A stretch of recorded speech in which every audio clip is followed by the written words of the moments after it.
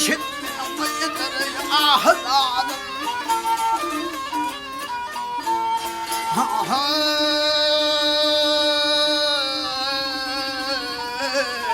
Qarib olun hırdarım yerlerse qıyıdırım kullu saçını.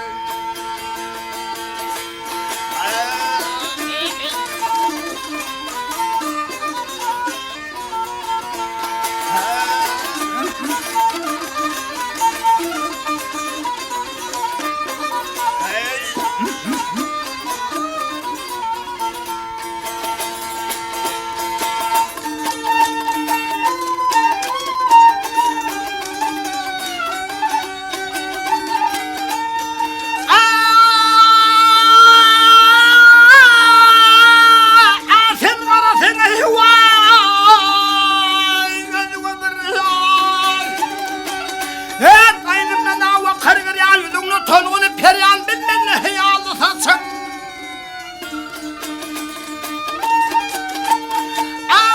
O tutayarada kullanıyor. Her tarihinden çekilen müşük bile anlar tepilen dülüm şaylı saçım.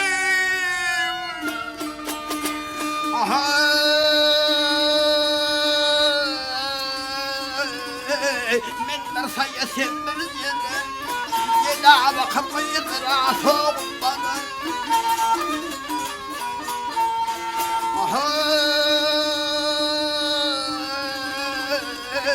Mehtadi yoksun afil hanlıyırım sihirli saçını.